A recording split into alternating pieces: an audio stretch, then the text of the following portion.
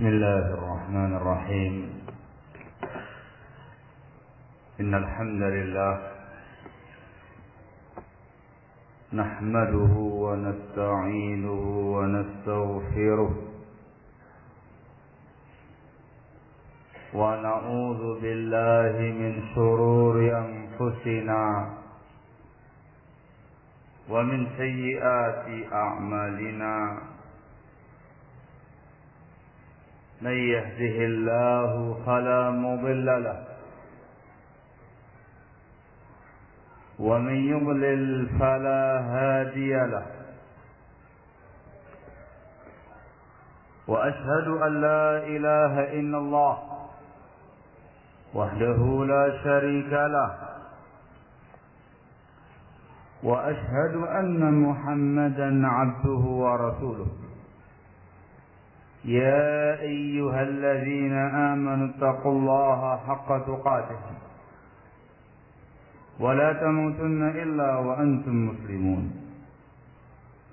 يا أيها الناس اتقوا ربكم الذي خلقكم من نفس واحدة وخلق منها زوجها وبث منهما رجالا كثيرا ونساء واتقوا الله الذي تساءلون به والأرحام إن الله كان عليكم رقيبا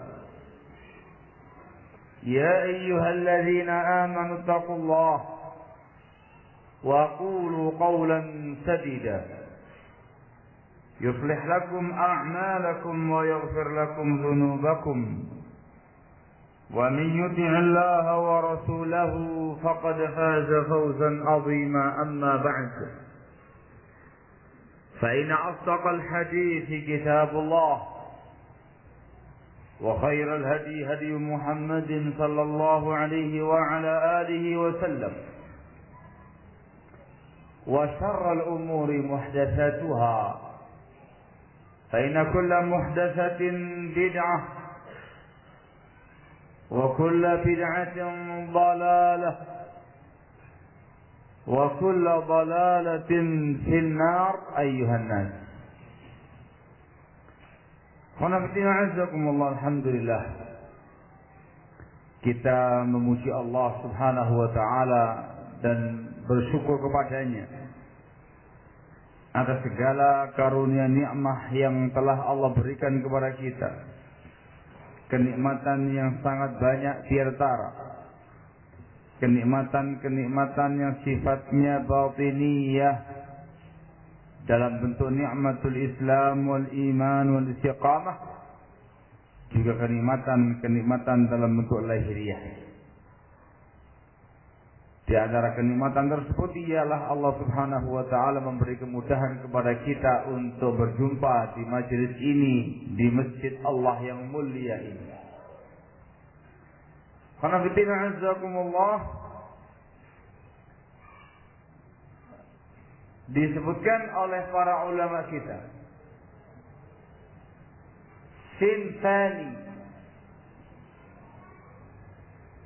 ada dua jenis orang. Idza salaha salahan nas fi ma'ashihim wa dinihim, wa idza fasada fasadan nasu fi ma'ashihim wa dinihim. Ada dua jenis orang.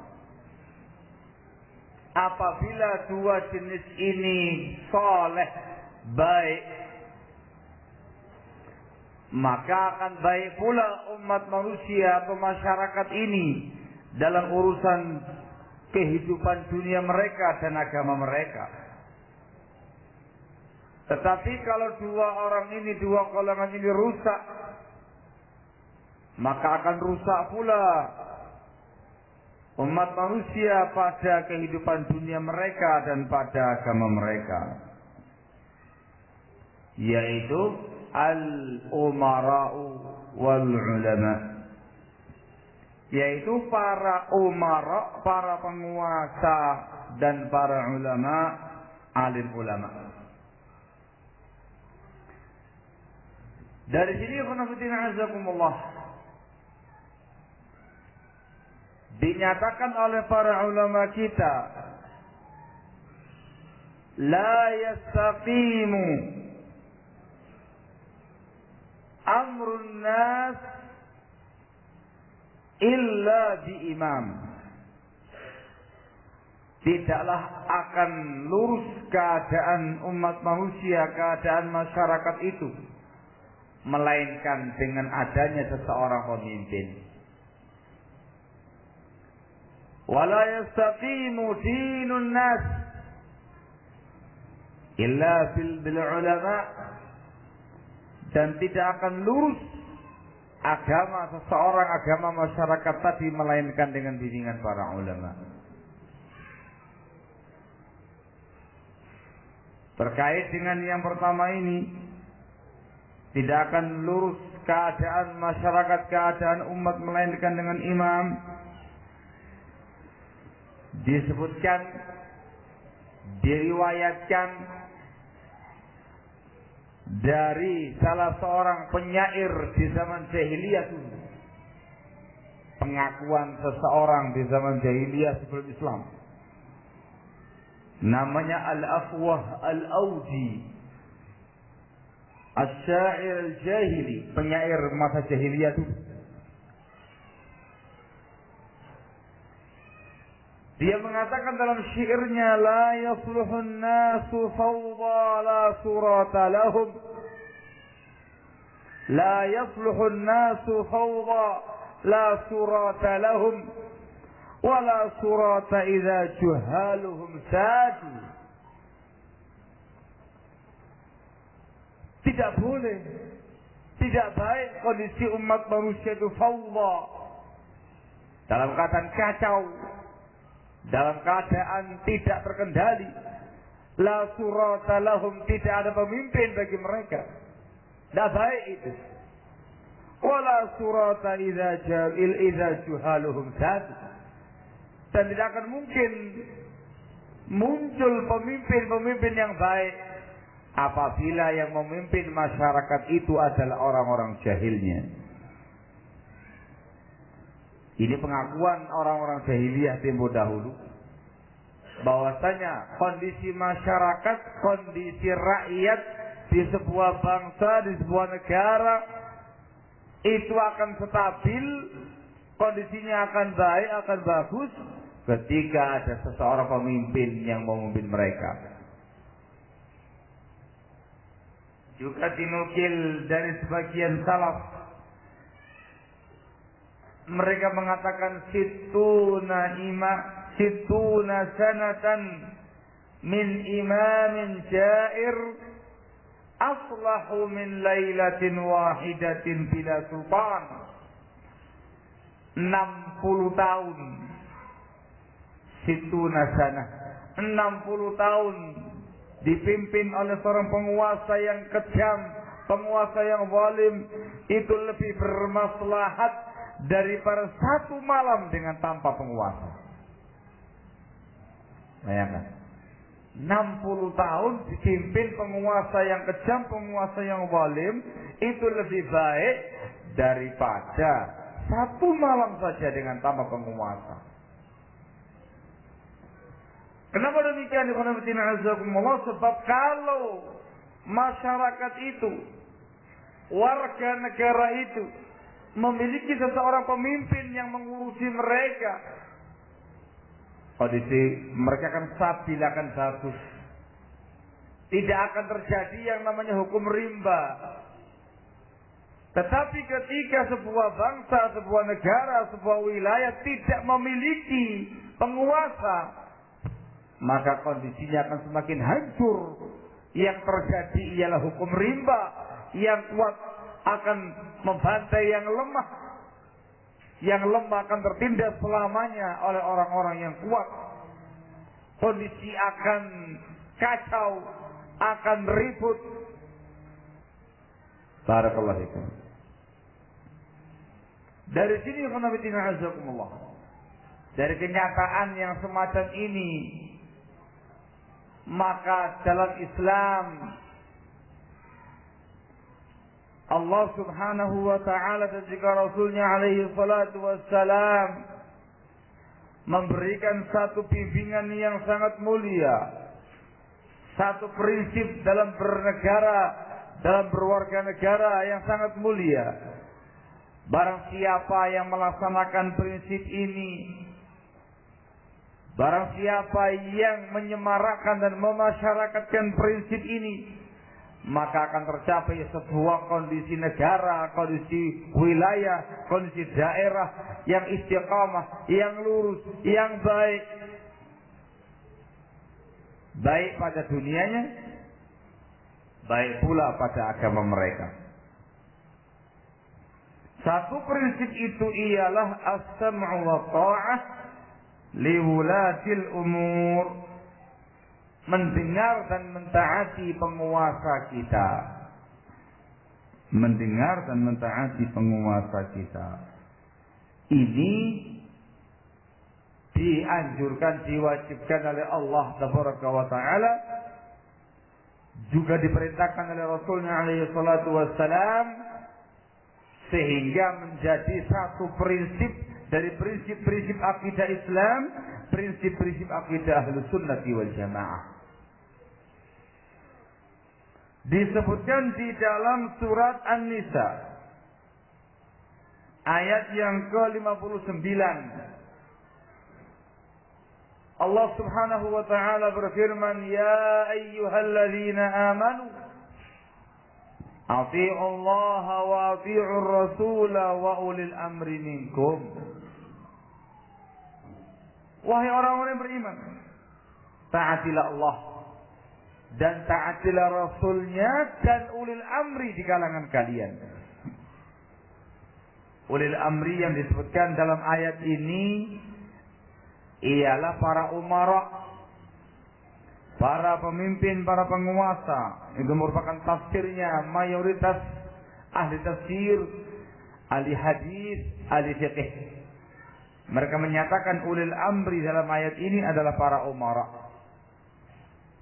Dalam ayat ini, Allah Subhanahu wa ta'ala dengan tegas memerintahkan kita untuk mentaati Allah, mentaati Rasulnya dan para penguasa. Dari ayat ini bisa diambil bahwasanya ketaatan kepada penguasa termasuk alamatul iman, termasuk tanda-tanda keimanan seseorang. Juga diambil dari ayat ini pula bahwasanya ketaatan kepada penguasa itu berarti ketaatan kita kepada Allah dan juga Rasulnya alaihi salatu wassalam. Satu paket. Barang siapa yang mentaati Allah dan mentaati Rasulnya, konsekuensinya dia harus mentaati penguasa. Ketika ada seseorang yang mentaati penguasanya, berarti dia telah beriman, berarti dia telah mentaati Allah dan mentaati Rasulnya alaihi salatu wassalam. Dari ayat ini pula disebutkan bahwasanya penguasa dan pemerintah yang wajib ditaati adalah minkum wa ulil amri minkum, dan penguasa di kalangan kalian, yakni minal muslimin, dari kalangan kaum muslimin. Menunjukkan kalau penguasanya kafir, la sam'a wa la ta'ah, tidak ada ketaatan atau mendengar dia. Tetapi kalau penguasanya minkum, dari kalangan kaum muslimin, maka wajib mentaati dia, walaupun dia zalim, walaupun dia kejam, walaupun dia sadis, walaupun dengan keumuman ayat ini. Ayat ini pula menjelaskan kepada kita bahwasanya ketaatan kepada penguasa tidaklah mutlak, tetapi muqayyadun, terikat dan terkait dengan ketaatan kepada Allah dan Rasulnya. Artinya, kalau yang diperintahkan oleh penguasa tadi, yang dibimbingkan oleh penguasa tadi, sesuai dengan bimbingan Islam, sesuai dengan Quran dan Sunnah, taati. Tetapi kalau perintah penguasa tadi atau bimbingan penguasa tadi ternyata bertentangan dengan Allah dan Rasulnya alaihi salatu wassalam, maka tidak ditaati. Ini adalah firman Allah Subhanahu wa ta'ala. Sehingga ketaatan kepada penguasa itu perintah Allah, tanda keimanan, tanda kita taat kepada Allah dan Rasulnya. Adapun hadisnya Rasulullah SAW sangat banyak. Disebutkan di dalam hadis riwayat Bukhari Muslim dari sahabat Ibnu Umar radhiyallahu taala anhuma, Rasulullah SAW pernah bersabda, "'Alal mar'il muslim as-sam'u wa ta'atu fima ahabba wa kariha illa an yu'mara bi ma'siyatin fa idza umira bi ma'siyatin fala sam'a wa la ta'ah." Kata Rasulullah SAW, wajib atas individu muslim untuk mendengar dan mentaati penguasanya pada apa yang dia suka dan yang dia benci, kecuali kalau diperintahkan berbuat kemaksiatan. Ketika itu tidak boleh mendengar dan tidak boleh mentaati penguasa tadi. Sangat jelas perintah alal mar'il muslim, wajib atas individu muslim.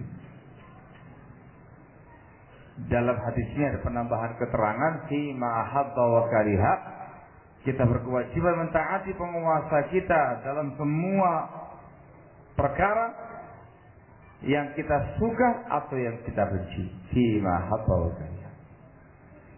Disebutkan dalam riwayat yang lain bahwasanya ketaatan kepada penguasa itu merupakan wasiat Rasulullah SAW yang terakhir.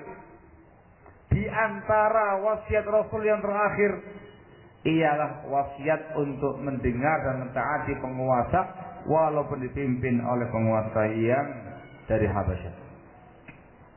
Disebutkan dalam riwayat Imam Ahmad dalam musnadnya, Abu Dawud dalam sunannya, dari sahabat Irbad bin Sariyah radhiyallahu taala anhu, ketika Rasulullah SAW memberikan tausiah, memberikan mau'izah kepada mereka dengan mau'izah yang sangat mengena, yang berkesan, maka mereka mengatakan, ya Rasulullah, ka'annaha mau'izatu muwaddi'in.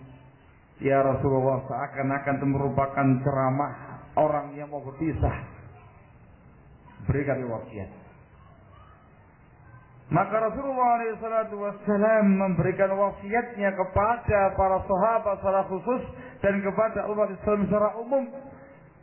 Beliau mengatakan, usikum bitaqwallahi azza wa jal, aku wasiatkan kalian bertakwa kepada Allah azza wa jal, dan was-sam'i wat-tha'ah wa in ta'ammara 'alaikum 'abdul habasyi, mendengar dan mentaati penguasa walaupun dipimpin oleh budak dari Habasyah. Walaupun dipimpin budak dari Habasyah. Dan masih banyak lagi sabda Rasulullah alaihi salatu wassalam yang mewajibkan kita untuk mendengar dan mentaati penguasa kita. Maka dengan nas Quran dan hadisnya Rasulullah SAW menjadi jelas bagi kita bahwasanya mentaati penguasa kita yang muslim walaupun dia zalim, walaupun dia sadis dan kejam, adalah perkara yang wajib,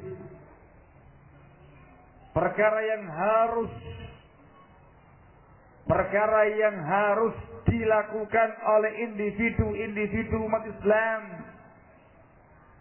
Bahkan termasuk tanda iman seseorang, termasuk tanda jujurnya iman dia kepada Allah dan termasuk bukti ketaatan dia kepada Allah dan juga Rasulnya alaihi salatu wassalam. Harus.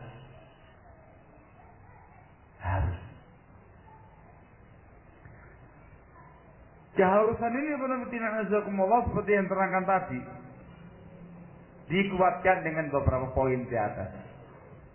Termasuk tanda keimanan, termasuk tanda ketaatan dia kepada Allah dan Rasulnya. Dikuatkan lagi kewajiban mendengar dan mentaati penguasa fima habba wa kariha, dalam perkara yang dia suka atau dalam perkara yang dia benci. Dikuatkan lagi dalam riwayat yang lain bahwa itu merupakan wasiatnya Rasulullah SAW di akhir hayatnya. Ditambahkan lagi riwayat Muslim dari sahabat Abu Hurairah radhiyallahu taala anhu, Rasulullah sallallahu alaihi wa ala alihi wasallam bersabda, "'Alaika as-sam'u wa ta'ah fi 'usrika wa yusrika wa manshatika wa makrahika wa atharatin 'alaik." Dikuatkan dengan 5 perkara ini.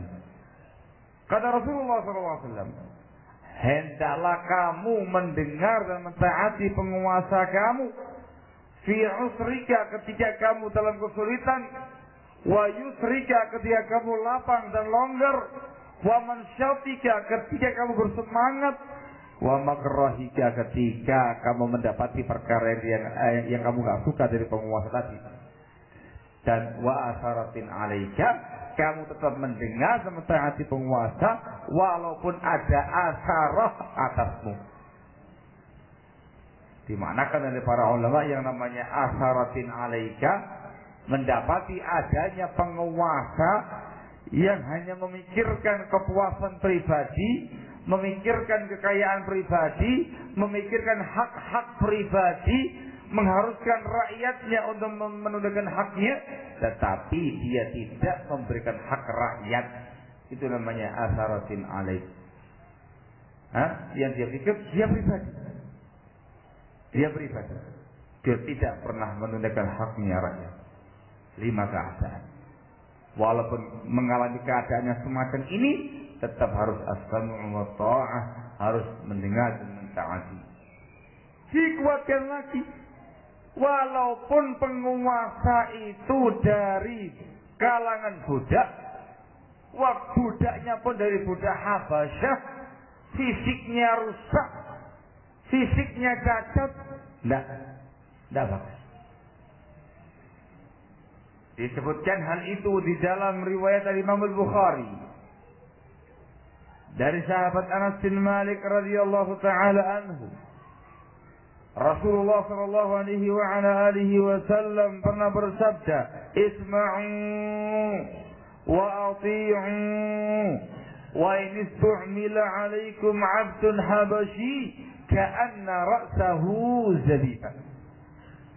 Dengarkan penguasa kalian, taatilah penguasa kalian, walaupun ditunjuk untuk menjadi amil kalian seorang budak Habasyi. Seakan-akan kepalanya itu ialah buah kismis. Antum tahu yang namanya kismis ditaruh di kepala, itu menunjukkan fisik yang kurang bagus, ciri khasnya orang-orang Habasyah. Ini penguat yang berikutnya. Jadi walaupun penguasanya itu budak, bukan kalangan merdeka, walaupun penguasanya adalah penguasa yang cacat fisik, yang jelek fisiknya, seakan-akan di kepala dia ada zalibannya. Ini penguat-penguat yang berikutnya. Apalagi penguasa itu statusnya adalah merdeka, apalagi dia bukan seorang budak dari Habasyah, apalagi dia orangnya tampan dan gagah, barakallahu fikum, maka lebih-lebih lagi diharuskan untuk mendengar dan mentaati mereka. Dikuatkan lagi keharusan untuk mentaati penguasa, dikuatkan dengan perintah Rasulullah SAW,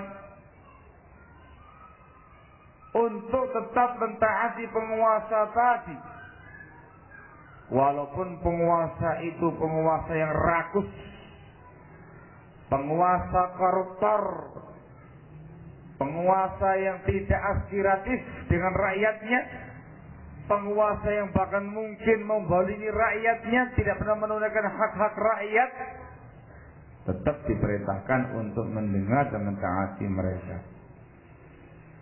Disebutkan di dalam riwayat Bukhari Muslim dari sahabat Abdullah bin Mas'ud radhiyallahu taala anhu, Rasulullah sallallahu alaihi wa ala alihi wasallam berkata, "Innaha satakunu ba'di atharatun wa umurun tunkirunaha." Sesungguhnya akan terjadi sepeninggalku nanti asarah. Asarah seorang penguasa yang kemaruk, penguasa yang hanya memikirkan hak pribadi, tidak menunaikan haknya rakyat. Sungguh kata Rasul, akan terjadi sepeninggalku nanti penguasa yang semacam itu. Wa umurun tunkirunaha, dan akan terjadi perkara-perkara yang kamu ingkari. Ketika itu dia bertanya, "Ya Rasulullah, kaifa ta'muru man adraka minna dzalik?" Ya Rasulullah, apa yang kamu perintahkan kepada seseorang dari kami yang mendapati masa itu? Maka Rasulullah sallallahu alaihi wasallam menyatakan, "Tu'addunal haqqal ladzi 'alaikum wa tas'aluna Allah alladzi lakum." Engkau kamu tunaikan hak yang menjadi kewajiban kalian, dan kamu meminta kepada Allah. Kamu menunaikan hak penguasa yang menjadi kewajiban kalian, dan kamu memohon kepada Allah Subhanahu wa taala haknya kalian. Muttafaqun alaih. Bayangkan, walaupun penguasanya demikian, tetap diperintahkan untuk mendengar dan mentaati penguasanya.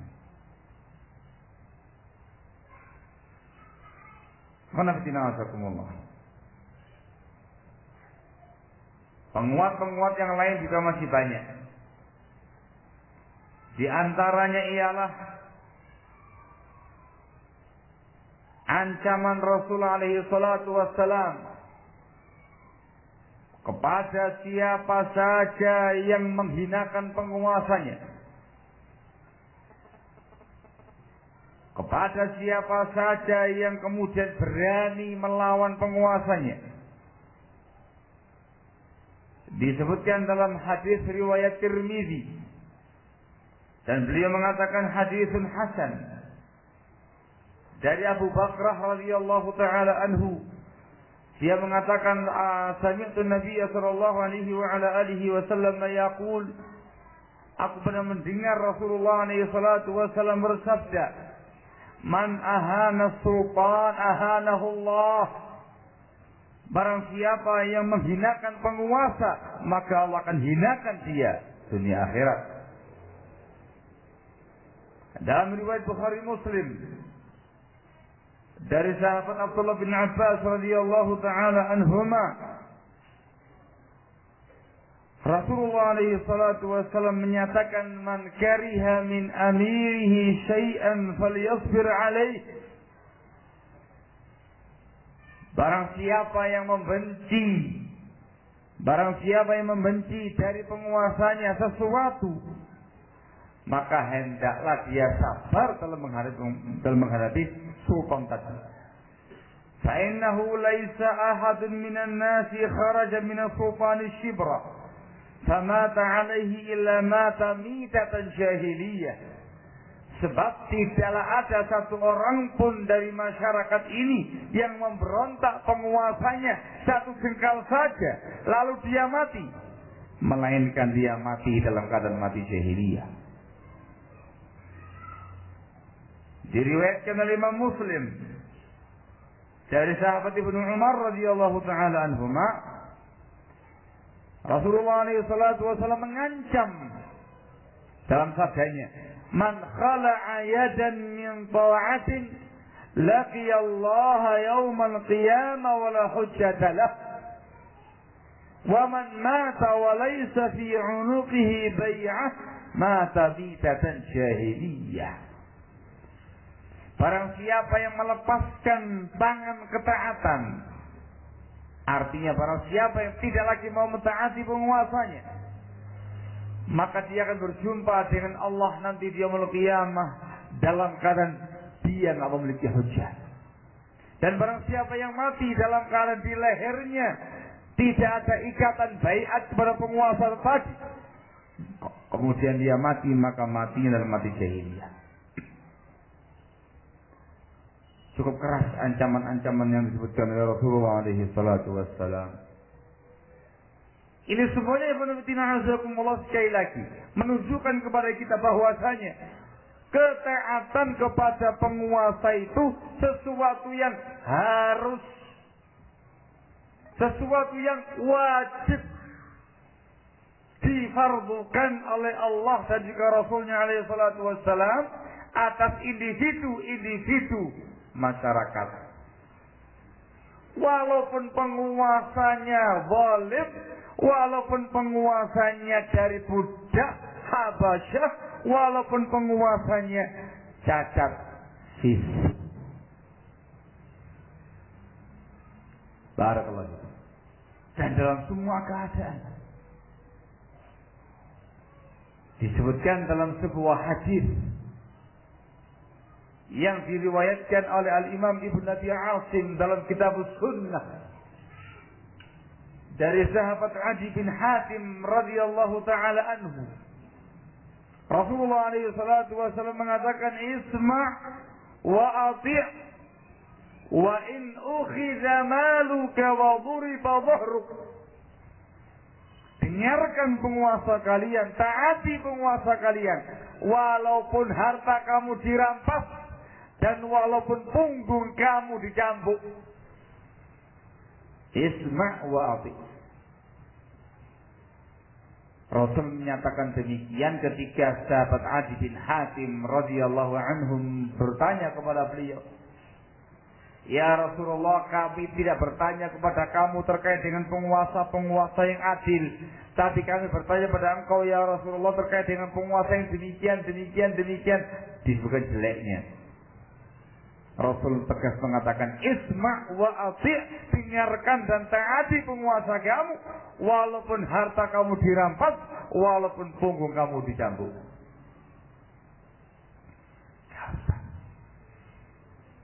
Dan ketaatannya dalam semua keadaan, kecuali ketika dia memerintahkan perkara-perkara yang maksiat kepada Allah, maka tidak ditaati. Barakallahu fikum. Dalam semua keadaan. Dari sini akan dinas semua.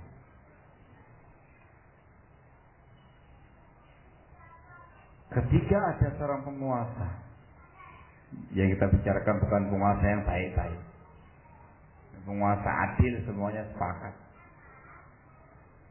Ketika ada seseorang penguasa yang ternyata dikenal dengan KKN-nya, korupsi, kolusi, nepotisme, dikenal dengan budaya KKN, dan terbukti KKN korupsi yang paling besar. Penguasa yang semacam ini tetap kita harus mentaati dia, tetap kita harus mendengarkan perintah-perintahnya selama bukan dalam perkara maksiat kepada Allah. Barakallahu fikum. Bahkan kalaupun seandainya ada seorang penguasa yang kemudian membawa pasukannya datang ke perumahan penduduk, datang ke rumah-rumah masyarakat yang ada, lalu menggeledah harta benda yang mereka miliki, diangkut oleh penguasa tadi dengan cara yang zalim, tetap kita harus mendengar dan mentaati penguasa. Sayangkan, membawa truk besar berisikan pasukan datang ke kampung-kampung masyarakat, digeledahi semua, diambil harta benda yang dimiliki oleh masyarakat, diangkut dengan truk-truk pasti. Tetap harus mendengar dan mentaati. Tetap harus mendengar dan mentaati. Bahkan walaupun kalau seandainya terjadi ada seorang penguasa yang sangat kejam, yang sangat sadis, tanpa sebab, tanpa ada angin, tanpa ada hujan, dia berbuat lalim kepada masyarakatnya, diambil harta benda mereka, dicampur semua masyarakatnya, tetap as-sam'u wa ta'ah, mendengar dan mentaati penguasa. Mendengar dan mentaati penguasa. Penguasa yang sekejam itu, kita dilarang dalam Islam untuk memberontak mereka. Khuruj. Hadis yang tadi kita bacakan dari Ibnu Abbas radhiyallahu taala anhuma, riwayat Bukhari Muslim, beliau mengatakan, man kariha min amirihi syai'an falyasbir alaih. Barang siapa yang membenci sesuatu dari penguasanya, maka hendaklah dia bersabar menghadapinya. Sebab fa innahu laisa ahadun minan nas kharaja minas sultani shibra famata alaih illa mata mitatan jahiliyah. Sebab tidak ada satu orang pun dari kalangan masyarakat ini yang memberontak penguasa, satu jengkal saja memberontakan itu, lalu dia mati di atasnya, melainkan dia mati jahiliyah. Satu jengkal, tidak boleh. Yang namanya pemberontakan penguasa itu luas maknanya. Yang jelas panggul senjata, kudeta militer, melawan penguasa dengan senjatanya, jelas. Termasuk pemberontakan kepada penguasa ialah hujatan, menghujat penguasa, menyebarkan keaiban-keaiban mereka di tengah-tengah masyarakat umum. Berontakan. Barakallahu. Termasuk dalam bentuk pemberontakan ialah al-mudaharat wal musayarat, tindakan demonstrasi turun di jalan-jalan menolak kebijakan penguasa atau yang semisalnya. Itu semuanya merupakan tindakan kaum kufar dan sekaligus tindakan khuruj, pemberontakan penguasa. Sak jengkal tak oleh, shibron sak jengkal aja tidak boleh, apalagi sak meter, apalagi sampai longmat. Ancamannya sangat keras. Mereka diancam dengan mati jahiliyah. Matinya sebagaimana orang-orang jahiliyah zaman dahulu kala, mati tidak memiliki penguasa, mati di atas dosa besar. Karena bismillah, saya kira sangat jelas sabda-sabda Rasulullah alaihi salatu wassalam yang menjabarkan tentang masalah ini. Hanya satu, harus mentaati penguasa yang muslim selain dalam perkara maksiat kepada Allah Subhanahu wa taala. Perkara ini khonafidina azakumullah sesungguhnya sering disampaikan, berulang-ulang disampaikan, dan memang harus terus menerus dan selalu disuarakan, dikarenakan masyarakat kaum muslimin secara khusus mereka itu tidak memahami prinsip ini, bahkan mereka itu sangat bertentangan dengan prinsip-prinsip tadi.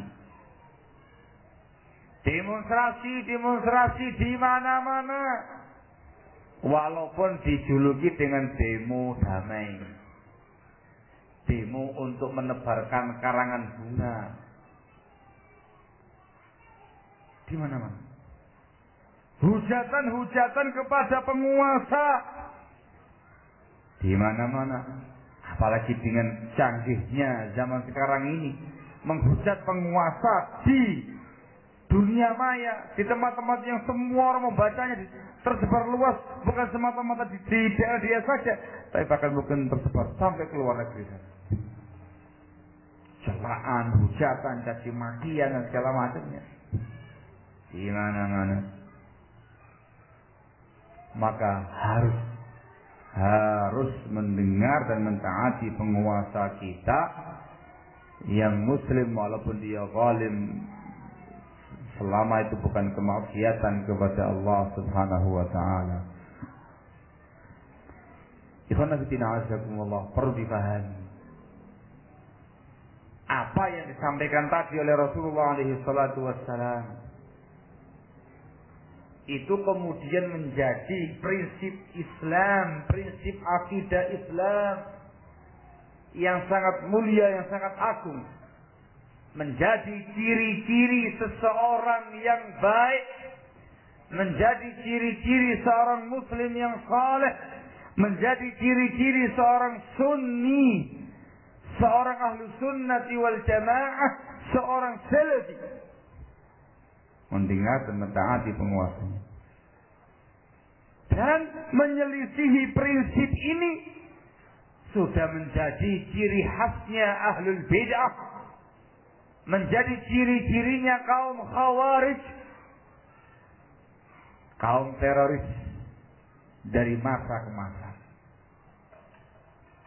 Kalau kita melihat buku-buku para ulama yang membahas tentang masalah ini, yang membahas masalah akidah, mereka pasti membawakan dan menyebutkan prinsip ini di dalam karya-karya mereka. Sekaligus menjelaskan kepada umat Islam bentuk perwujudan dan realisasi ketaatan mereka kepada penguasa. Semata-mata pengakuan tidak cukup, harus dengan buktian. Disebutkan oleh Al-Imam Al-Barbahari rahimahullah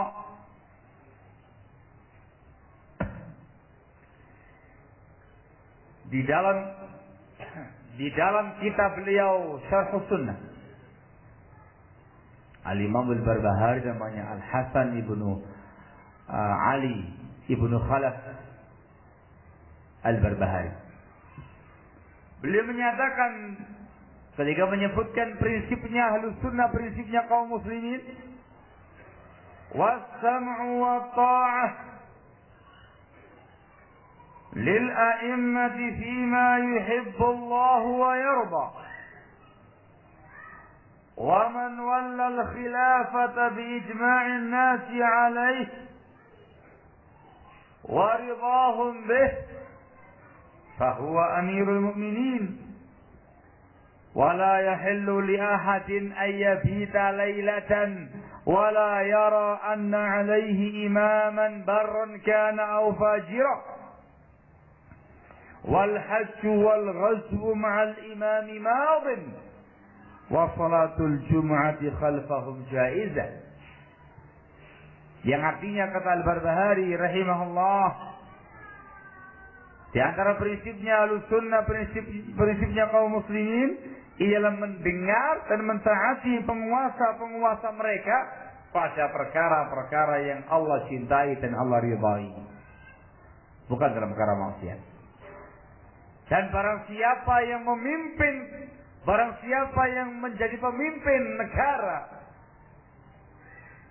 menguasai kekhilafahan di sebuah negara dengan kesepakatan masyarakat dan keridhaan masyarakat atasnya, maka dia disebut sebagai Amirul Mukminin, penguasa pusat, presiden dan semisal. Dan tidak halal bagi siapapun untuk bermalam satu hari saja dalam keadaan dia tidak memiliki imam, atau tidak meyakini keabsahan sebuah imam, seorang imam, baik imam yang bagus, yang adil, atau imam yang fajir. Ini semua adalah prinsipnya harus. Setelah itu, Al-Imam Al-Barbahari rahimahullah membawakan konsekuensi realisasi daripada ketaatan kepada penguasa. Beliau mengatakan wal hajju wal ghazwu ma'al imami madin. Berhaji dan berjihad, berperang bersama dengan penguasa terus berlangsung sampai yaumul qiyamah. Dan salat Jum'ah di belakang mereka boleh. Ini konsekuensi ketaatan kita kepada penguasa. Al-Imam Al-Barbahari rahimahullah menyebutkan ada 3 perkara. Yang pertama ialah haji. Haji itu harus bersama dengan penguasa, bersama dengan pemerintah. Harus mendapatkan legalisasi dari mereka. Maka barang siapa yang berangkat haji ilegal, tidak masuk di dalam daftar penguasa kita yang menangani urusan haji, berarti dia tidak melaksanakan prinsip ini. Di situ ada unsur pemberontakan yang sejengkal dan dikhawatirkan hajinya tidak mabrur.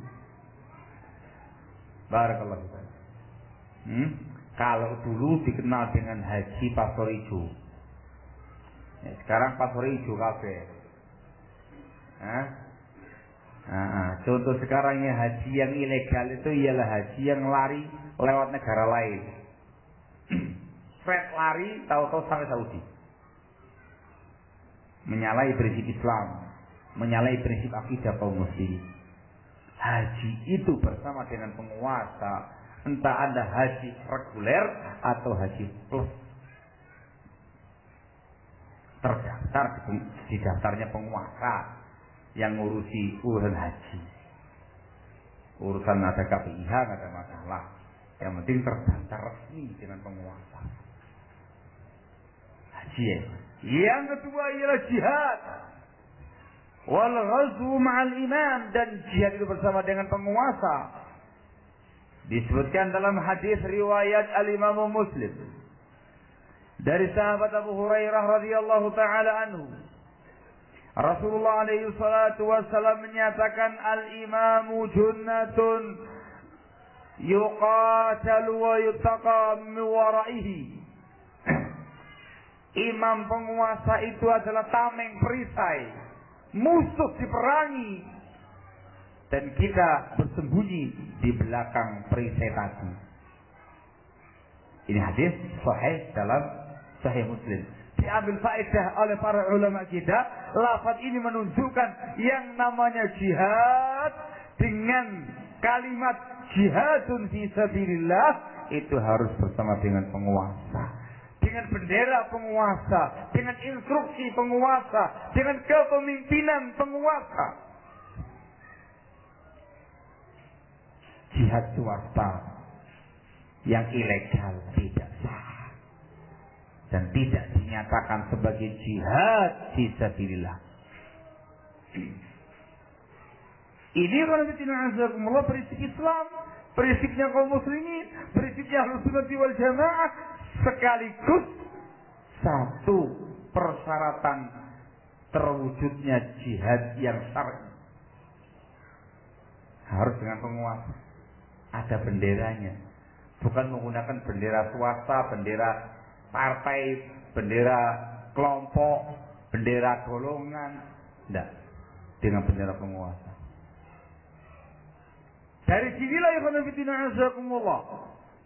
para ulama kita yang mu'tabar, para ulama kita yang kibar, ulama-ulama besar masa kini, tegas mereka menyatakan untuk di zaman sekarang ini belum ada yang namanya bendera jihad. Belum ada, bukan tidak ada. Belum ada yang namanya bendera jihad yang syar'i. dikarenakan musliminya lemah, dan dikarenakan yang kedua tidak ada bendera penguasa yang mengusungnya, maka tidak ada yang namanya jihad yang syar'i. Belum ada jihad yang syar'i di zaman kita sekarang. Ketika mengamati dan mencermati kasus Syria, misalkan, para ulama kita tegas menyatakan untuk yang namanya jihadun fi sabilillah dengan konteks jihad seperti yang dulu diamalkan Rasul alaihi salatu wassalam tidak ada di Syria. Kenapa? Tidak ada bendera penguasanya. Walaupun penguasa mereka itu ialah penguasa kafir, dikarenakan memiliki pemahaman Nusairiyah, pemahaman Syiah, Rafidhah ekstrim yang dikafirkan oleh para ulama. Kafir, betul memang kafir. Tetapi ketika mau menggulingkan kekuasaan tadi dengan cara jihad fisabilillah, tidak ada benderanya. Apalagi yang ada di lapangan itu bukan bendera penguasa, tapi menggunakan bendera kelompok. Yang ini bendera Ikhwanul Muslimin, yang ini benderanya Hizbut Tahrir, yang ini bendera yang lain-lainnya. Sehingga tidak bisa dikatakan sebagai jihadun fi sabilillah. Barakallahu fikum. Sementara tindakan-tindakan mereka ini, sanadina azakumullah, yang mengusung bendera masing-masing kelompoknya, masing-masing partainya, dan perang, itu dikatakan sebagai qidalul fitnah. Perang fitnah, bukan perang yang fisabilillah. Perang fitnah itu tergolong qitalul jahiliyah, perang ala orang-orang jahiliyah. Barakallahu fikum. Rasulullah alaihi salatu wassalam ketika ditanya oleh seseorang sahabatnya, "Ya Rasulullah, rajulun qatala hamiyatan wa rajulun qatala asabiyatan, ayyuhuma fi sabilillah?" Qala man qatala litakuna kalimatullahi hiyal ulya fahuwa fi sabilillah. Ya Rasulullah, ada seseorang yang perang dikarenakan fanatisme golongannya, dikarenakan semangat jahiliyah. Mana yang fisabilillah? Belum mengatakan barang siapa yang berperang dalam rangka untuk meninggikan kalimat Allah di muka bumi, itu yang fisabilillah. Ikhlas karena Allah semata. Dan ingat, dengan bendera penguasa yang kita bahas sekarang, yang ada di lapangan sana, barakallahu fikum, perang dalam rangka untuk partainya, perang dalam rangka untuk hizibnya, perang dalam rangka untuk kelompoknya dan segala macamnya. Qital fitnah, qital jahiliyah. Barakallahu fikum. Begitu pula yang di Mesir. Ulama kita pun juga demikian fatwanya, tidak ada di Mesir ketika itu yang namanya bendera jihadun fisabilillah. Karena tidak ada bendera penguasa di situ. Barakallahu itu. Jadi katakan sebagai fitnah. Penguasa Mesirnya dari kalangan Ikhwanul Muslimin, yang notabene mereka itu ialah sampahnya teroris, tong sampahnya teroris, orang-orang yang memiliki pemahaman terorisme dan melaksanakan aksi-aksi teror, itu dari tempatnya mereka semua. Ikhwanul Muslimin Sururi. Yang kontra mereka juga demikian, tidak menggunakan bendera penguasa, sehingga dikatakan fitnah. Dan kaum muslimin diminta untuk menjauh sejauh-jauhnya dari fitnah tadi, memperbaiki agama mereka, mempelajari agama Allah, mengamalkan agama Allah dengan sebaik-baiknya, jauh dari fitnah sejauh-jauhnya. Wah, kata. Sehingga tidak mudah untuk mengatakan jihad fisabilillah. Perhatikan baik-baik prinsip ini. Di antara konsekuensi kita mentaati penguasa, walaupun penguasanya zalim, kita harus perang, berjihad bersama dengan penguasa. Asy-Syaikh Al-'Allamah Shalih bin Fauzan Al-Fauzan hafizahullah taala pernah ditanya, ya Syekh, apa hukumnya seseorang yang pergi jihad, keluar jihad katanya dengan tanpa izin penguasa? Beliau mengatakan la yajuz, tidak boleh itu. Itu merupakan pemahaman dan fikrahnya kaum Khawarij. Sekarang yang wabih sehingga kalau kita mau perang, mau jihad, harus izin presiden dulu, harus menggunakan benderanya presiden dulu. Gimana Pak SBY diizinkan? Bagaimana Pak SBY mau perang, kita mau ikut? Itu prinsipnya Islam. Di antara bentuk konsekuensi ketaatan kita kepada pihak penguasa, jihad. Yang ketiga ialah salatul Jumu'ah, salat Jumat di belakang penguasa. Itu boleh, walaupun penguasanya koruptor, walaupun penguasanya jago maksiat, walaupun penguasanya kejam dan lalim, dia yang menjadi khatib, dia jadi imam, tidak ada masalah. Boleh bagi kita untuk salatul Jumu'ah bersama dengan mereka. Barakallahu fikum. Jumatan bersama dengan pihak penguasa. Itu kalau memungkinkan. Kalau nggak memungkinkan dikarenakan keterbatasan tempat dan jumlah penduduk yang sangat besar, apalagi penguasa mengizinkan, diperbolehkan untuk mengadakan sholatul Jumu'ah di masjid-masjid jami' kaum muslimin yang beredar, yang tersebar di wilayah mereka masing-masing. Tapi kalau seandainya Anda berada, misal masuk Masjid Agung, ternyata yang menjadi khatib dan imam seorang penguasa daerah yang dikenal dengan korupsinya, dikenal dengan kemungkarannya, dikenal dengan kemaksiatannya dan segala macamnya, sah, jangan diulangi lagi. Barang siapa yang mengulangi lagi, maka dia dikatakan sebagai mubtadi', dikatakan sebagai ahlul bid'ah. Demikian dikatakan oleh Syekhul Islam Ibnu Taimiyah menukil dari jumhur ulama. 3 konsekuensi.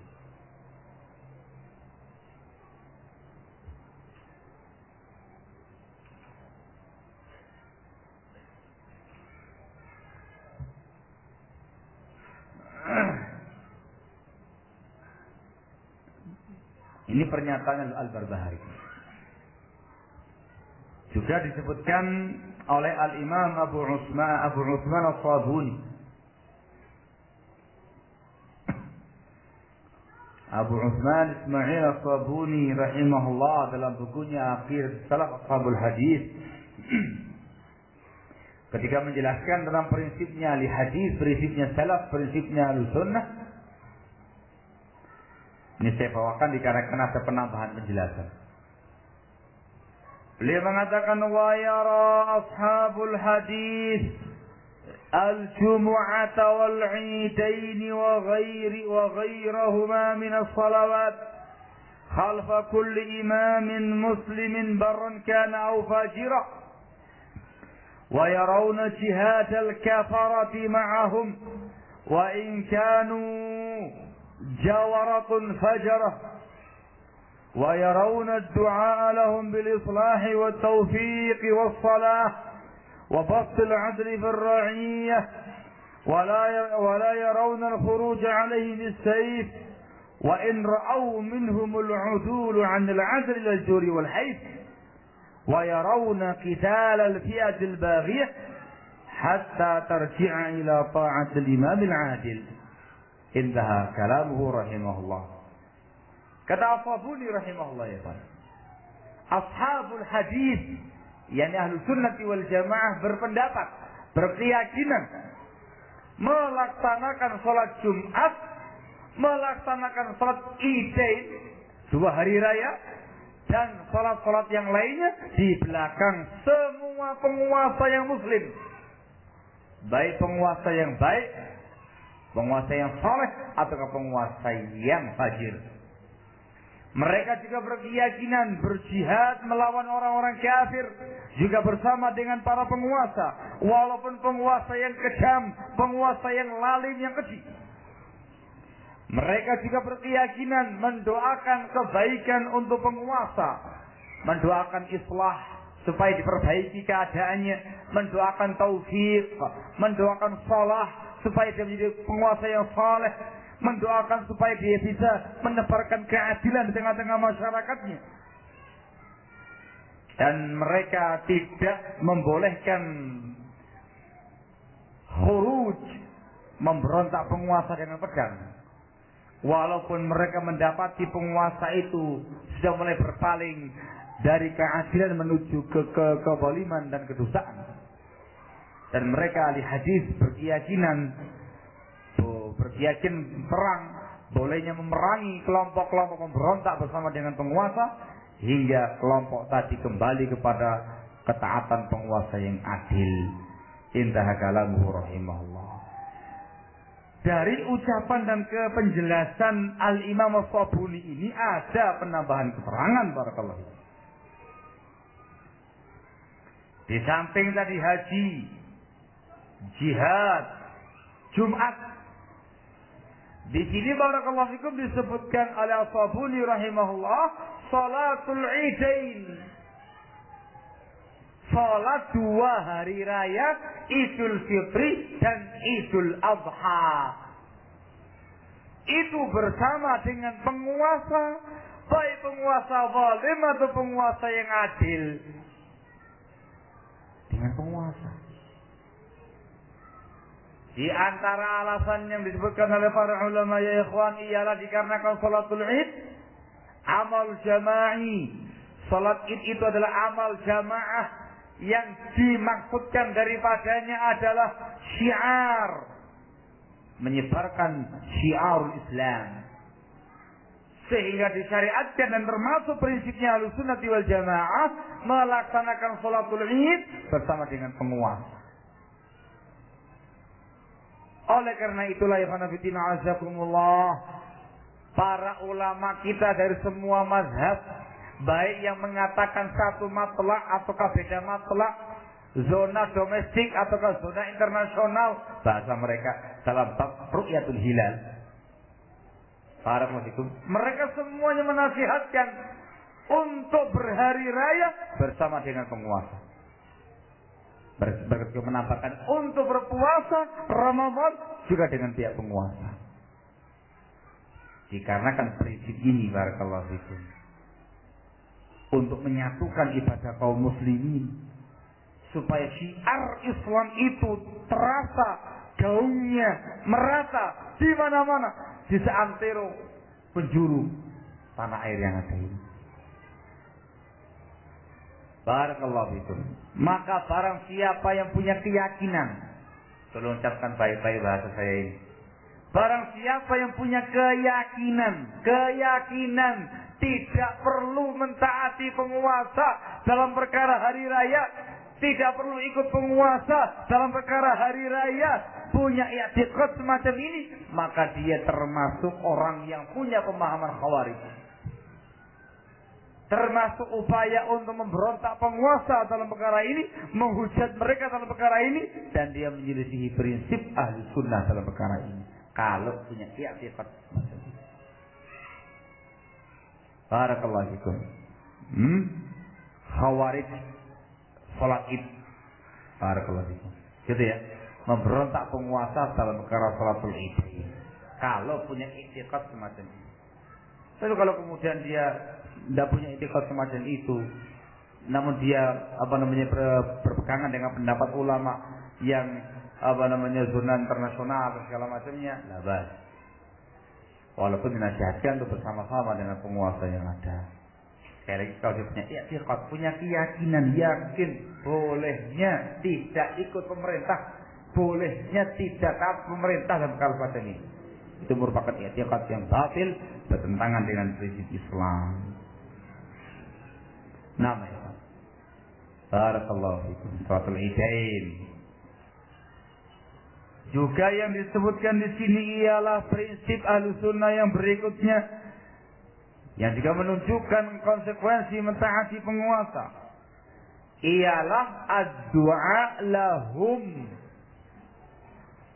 mendoakan kebaikan untuk penguasa.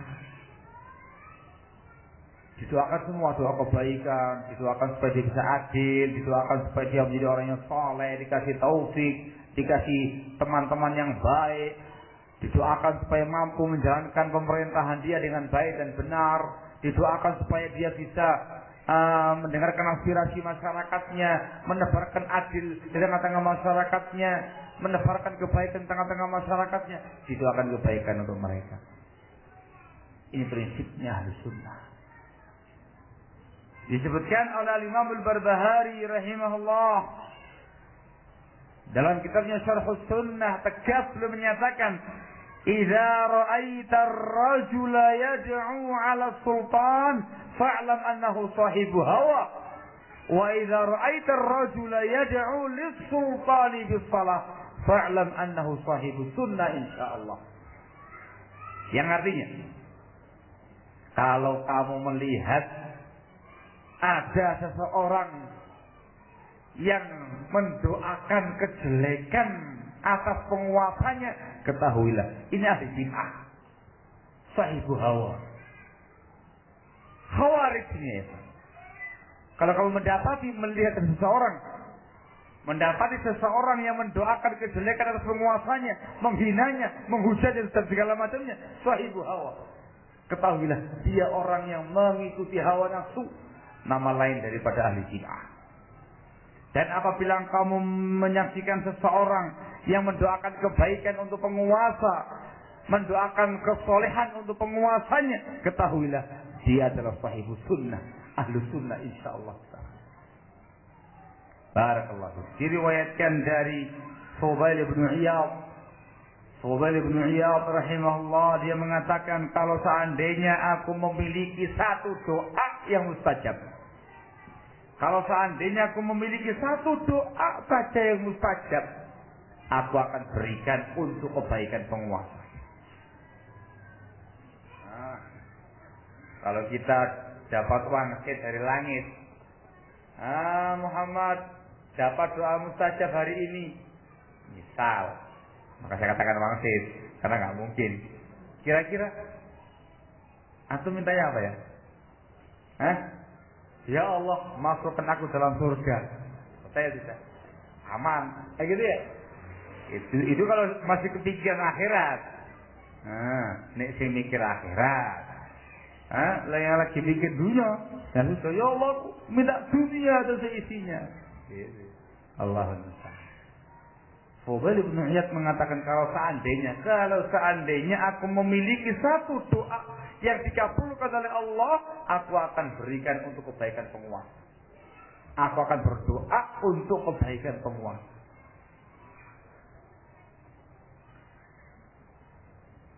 Ditanyakan kepada dia, wahai Abu Ali, fasilana hadza. Wahai Abu Ali, tolong jelaskan apa yang kamu maukan dengan kata-kata kamu tadi. Kenapa kamu kasihkan pada penguasa? Katanya Fudail bin Iyad rahimahullah, "Idza ja'altuha fi nafsi lam ta'udni. Wa idza ja'altuha fi sultan saluha, fa saluha bi salahi al-ibad wal bilad." Kalau doa itu saya peruntukkan untuk diriku pribadi, manfaatnya ya untuk saya pribadi. Tapi kalau doa tadi saya peruntukkan, saya persembahkan untuk sultan, penguasa, maka dia akan menjadi penguasa yang soleh. Dengan kesolehan penguasa itu, maka akan jadi baik yang namanya negara, bangsa, dan masyarakatnya. Barakallahu fikum. فَأُمِرْنَا أَنْ نَدْعُوَ لَهُمْ بِالصَّلَاةِ وَلَمْ نُؤْمَرْ أَنْ نَدْعُوَ عَلَيْهِمْ. Kita diperintahkan untuk mendoakan kebaikan bagi penguasa, dan kita tidak diperintah untuk mendoakan kejelekan penguasa. Ketika disampaikan kepada imam yang lain, dikatakan shadaqa wa nasah. Sungguh telah benar dan telah menasihati Al-Imam Fudail bin Iyad rahimahullah ta'ala. Ini bentuk dan konsekuensi ketaatan kepada pihak penguasa. Barakallahu fikum. Sudah berapa ya Pak? Haji, jihad, Jumat, Id, mendoakan kebaikan untuk pihak penguasa. Ada yang kurang? Ada yang kurang? Yang lainnya nggak boleh memberontak, tidak boleh memberontak mereka sebelah. Selama dia masih Muslim, tidak boleh memberontak mereka. Sudah ya? Atau lagi yang lainnya? Namun tidak disebutkan dalam pernyataannya Al-Qabuni dan pernyataannya Al-Barbahari. Ada perkara yang lain, ibadah yang lain, di mana kita diperintahkan untuk bersama dengan penguasa, sekaligus untuk menjelaskan konsekuensi ketaatan kita kepada penguasa. Yang lainnya, yang nomor 6 ialah salatul istisqa, salat minta hujan. Salat minta hujan. Ketika kemarau yang berkepanjangan, air semulai asap, pada butuh air, tidak ada air, diadakan yang namanya salatul istisqa.